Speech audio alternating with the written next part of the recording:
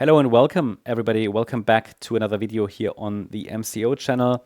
Some of you might know that in 2024, one of the most popular, if not the most popular video on this channel was actually a tutorial on how to go long and short on Bybit Futures. It became one of the most watched videos on the channel. So I thought some time has passed. Why not do a refresher, especially now that many new people are coming into the space and need to learn all the mechanics of perpetual futures. So we want to talk about this since I'm using Bybit a lot, and since the platform has seen some updates. This is the perfect time to walk you through it.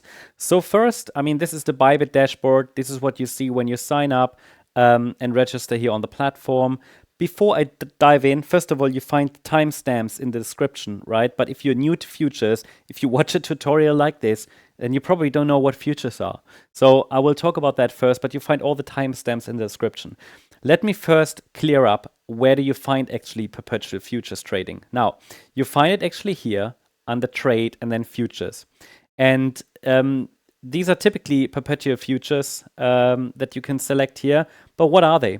So unlike spot trading, which you can find here as well, I've got tutorials on this channel here about this as well. But unlike spot trading, where you buy and own the actual asset, for example, Bitcoin or Ethereum, perpetual futures are just contracts. So what you see here, they are all contracts, yeah. And you can obviously trade USDT or USDC or even inverse perpetual futures. I wouldn't recommend inverse for anyone who's new to this, because they are a different beast. But when we talk about, I think the most popular ones here are USDT. USDC is also popular. But yeah, you're only trading contracts, basically. You don't own the coin itself. Yeah, you speculate on its price. So if you believe the price will go up, you open a long position. That means you profit when the price rises. And if you believe the price will go down, you open a short position. This means the profit. That means you profit when the price falls. The key difference to traditional futures, many people don't know that, but the key difference to traditional futures is that perpetuals never expire. They are perpetual. It means you can hold the position as long as you want, which is great, quite easy. It makes things very, very easy. As long as you maintain your margin, obviously, and you don't get liquidated. That being said, there are fees associated with futures trading, and so holding futures positions for a long time, it's not necessarily recommended. Now, there are a few things you absolutely need to keep in mind when trading perpetual futures. First of all, let's go here. Let's go to Bitcoin USDT perpetual, and we get to the futures dashboard. And again, there are a few things that you really need to keep in mind when you trade perpetual futures. First of all, you see the standard dashboard here, yeah? And you see that is Bitcoin USDT. You can select other pairs, basically other contracts. You see a trading view here. You can see the order book here. I made a tutorial about that. Down here, you'll see all your orders, yeah. And on the right hand side, obviously you can open positions.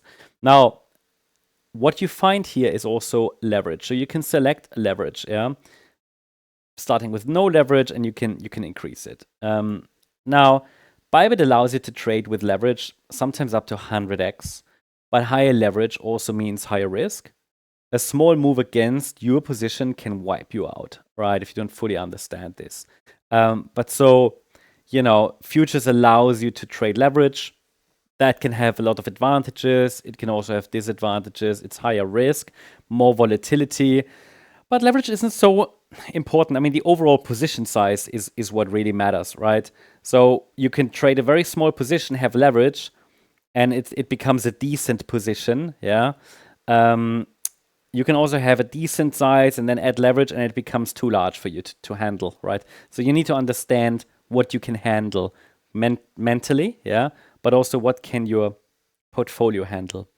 Then we've got obviously margin, and margin is the collateral you put up for your trade. That's important to understand. If your position goes too far against you, you risk liquidation. So normally there's no need to get liquidated. You have a stop in place, ideally. That a stop loss will prevent you from being liquidated, right? That's the whole point of having a stop loss. Then you've got funding rate, obviously. A funding rate, you see it up here. That's the current funding rate. Why do we have a funding rate? Well, because perpetual futures don't expire, there's a mechanism that's called the funding rate. And depending on whether you're long or short, you may either pay or receive funding fees periodically. And then obviously you have a liquidation price, so you will see that when you actually open the trade. This is the level where your position will be force closed by the exchange. So perpetual futures, they give you flexibility with regards to margin, going long, going short, and so on. But they also require responsibility. Very, very, very important. So let's open a trade. So I'm here currently. I'm just showing you how to open and close it, right? We can go into further details in future videos. But if we have a market order here selected, then you can simply go long, go short basically now. Market order means we're going long for the current price. Yeah, I don't care what the price is now. I don't want to set a specific price. I just want to go long now or go short for whatever reason. Maybe just because I just want to have that position. I want to go long now. Then you can do that, right? You go market. You select market. First, you have to select your margin. Yeah? You have to select the type, margin type. I would always recommend isolated. That's probably best to start with. I can make separate tutorials about that, but isolated can make sense for beginners. Please make sure you understand what that is. And then market, and you select the quantity. So how significant do you want that position to be? Yeah, you can easily select it here, setting it with percentages, 50%, for example, of what you have actually here in your portfolio. And then you select TPSL. So it's very important. If I go long now, then it would be for the current price. But I need to know when I want to get out. Well, you have to identify a key level. Well, the way to do that is to have certain type of market analysis, trading thesis, for example. Yeah, you want to have a thesis. When does your trading thesis, your assumption, fail? And typically below that technical level, you would set your stop loss, right? So it would have to be something around 108,500 to keep it very simple. Right? It's just educational, right? I don't tell you here what to do, really. I just want to show you the mechanics of it. And then we need to take profit. We don't need one, but it is recommended, I guess, best practice to have one, because if you ever take profit and let's say overnight the market rallies to 120K and you're not there because you sleep, and that's actually where you wanted to take profit, you will miss it. So you put your take profit in. That's where you want the position to be closed. And well, guess what? Then you can open a long. That's basically it. There's not really anything else you need to do. Open long. I'm not going to open it now because I don't want to buy any BTC now, but this is basically where you do it. You have your quantity. I would always recommend to check that. People sometimes click here, do not show confirmation window anymore. Well, then it's gone. I wouldn't necessarily do that. You always want to double check it, right? Here you even have your liquidation price. I currently have no leverage selected, but I can actually show you how does that look, right? So if I go to 10x leverage, for example, for my long trade, I do that. And it basically increases the position size. Yeah, it will increase the position size. So you see that here actually. The cost, basically, that's what I'm putting in, right? That's here the position size, but actually the value of the position will be larger because this is 10x what I'm putting in, right? And I can go long now, and you see here that the liquidation price is much higher now. It's 101,290, and that's the order value, whereas I really only put this in 1,142, but the leverage basically does give me that 10x. Okay, so the order value is much, much larger, which means also if the price goes in my favor, I will make much more profit. However, it can also go quickly against me. Okay, so I can do the same thing just by going short. In which case, I obviously have to have a take profit lower. I can easily switch that, 108,500. And the stop loss would have to be above the current price. So let's say above this swing high here from the 22nd of August. So it would be around 117,600, for example. So then you see here, I can easily now open a short trade. I could also select leverage for the short trade, open a short. And you see here, I've got my liquidation price, I've got my 10x leverage selected, yeah. Order cost, order value. I did select a smaller one now, but yeah.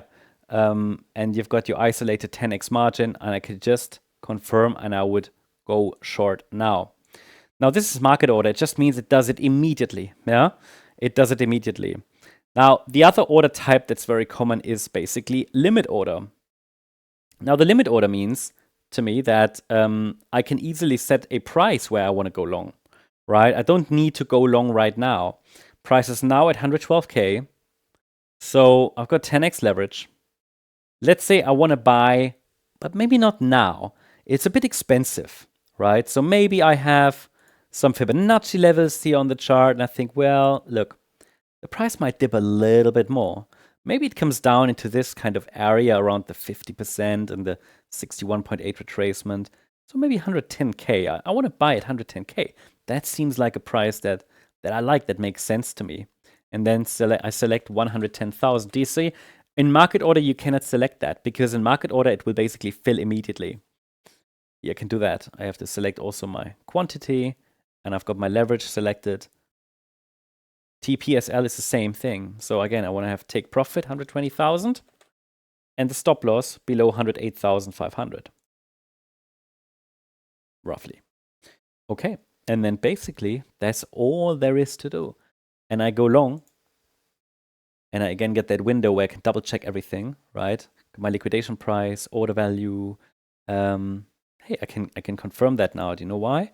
Because it's not going to trigger, because it will only trigger at 110K, right? So if the price now comes down while I record this video, which it probably won't, but then it would trigger that order. And I can actually see that under open orders. And it doesn't cost me any fee because the order isn't even open, right? So there's no fee involved right now. I can therefore easily cancel it. I could even adjust it, right? I can move it around. I can say, oh, okay, I changed my mind. Let's open it a little lower. Let's open it a little lower. Yeah. And then that's basically what we can do with limit order. Long, and I cancel that now. It hasn't cost me anything. And I can do the same thing, of course, going short. Take profit again. My take profit would be around 108,000. Stop loss, 120,000. It's obviously not the best reward to risk ratio, but just for demo purposes here. And then I go short. Oh, but the price, this is obviously where we need to pay attention. Now, obviously, yeah, we're at 112. So I don't want to go short at 110 because it'll open down there. Don't want that. So let's say, okay, I want to go short, but I'm thinking, well, if the price gets close to this high, around 115K maybe. Yeah, so maybe I want to go short at around 115,500. That kind of makes sense to me. So that means when I go short, hold on. Yeah, this is correct. That makes sense because the price goes higher, yeah, then my reward to risk ratio will be much better as well. And I go short, limit. So double checking everything. I can make a mistake here, so I want to double check everything before I really open it. It's very, very important. I've got my quantity here. Order cost, leverage, okay. Liquidation price, I want to understand what that is. And limit sell, that's what we want, right? So I go short. And it will open up here. And again, it's in open orders. It's not opened, it's not triggered, right? It's in the book. It's in the book. So people see that order now, but it's not triggered. So that's basically how it works. Going long, going short on Bybit, but other exchanges work basically like that as well. It was a quick refresher, but basically for all of those who are new, who want to learn more about how the mechanisms on an exchange work. And remember, futures trading can be powerful, but also very risky.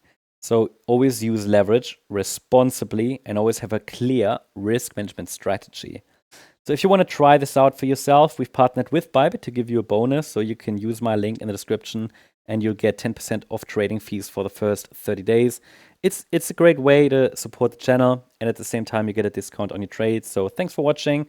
I hope this refresher helped you, and I'll see you in the next video. Thanks so much. Bye-bye.